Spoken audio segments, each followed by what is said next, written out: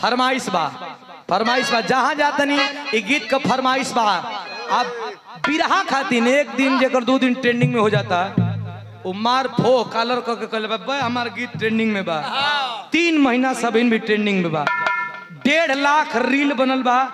Original reel के लोग delete करवा दिल सा। 2 गो चैनल से फिर चलल बा। दोनों फिर ट्रेंडिंग में बा। खेसारी जी वीडियो कॉलिंग करके बधाई दिले बने। जब आवत नहीं आज प्रमोद जी कि भैया एगो सड़िया वाला हमार गाना गा दिया। वीडियो चढ़ैले बनी अभी फेसबुक पे। कैसे मास्टर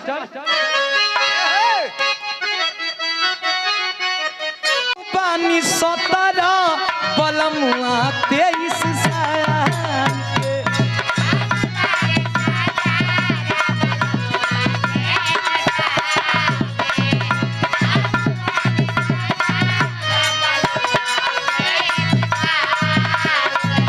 भौजी रे जिंदगी राखी खतरे में डाल के।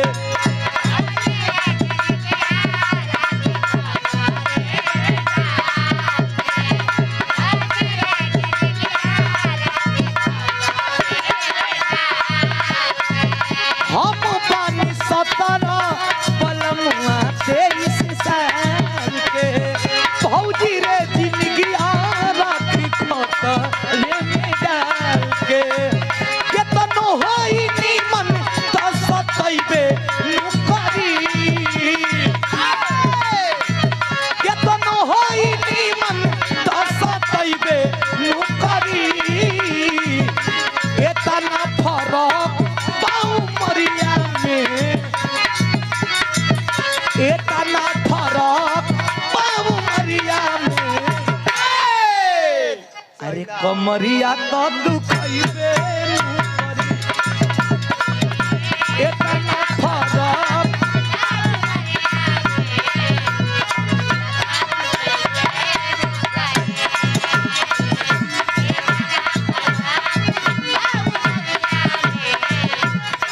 टिशार सेंडेलू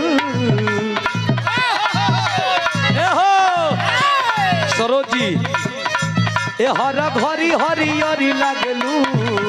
हई घंघरिया में परी लागेलू।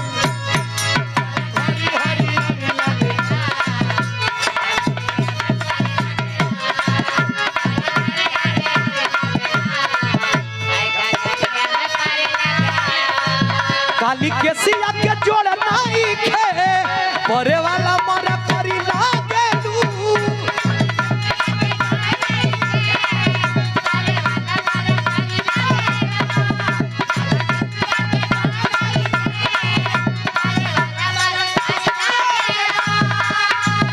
काली के सिया के जोड़ा नहीं खे परे वाला मरे परी लागेलू। खट्टा मीठा रस भरी लागेलू।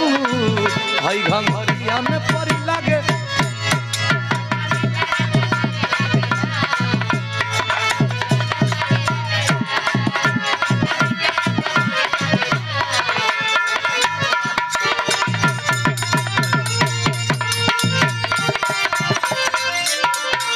बड़ी सुंदर वहर पूर्वी का भाव रहल है। और गीत संगीत का तहीर पूर्वी हो। हमरे भोरी के यादव जी दिल से धन्यवाद बा। रात का समय बा। पिया कोयलोरी में नौकरी करत बरन 12-1 बजल है। जौन शीत जब शरीर पर गिरल बा मेरा रुचि हूँ के बैठ गई। अरे करे जाऊ हो करे जाऊ। अरे करे जा तूर दे हला ये करे जाऊ का कहे मास्टर।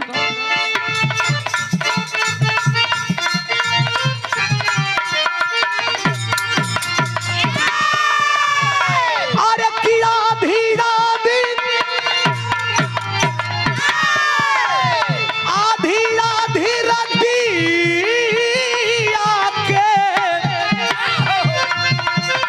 पिछला पहरवा उठे गोरिया। आधी आधी रतिया के पिछला पहरवा उठे गोरिया।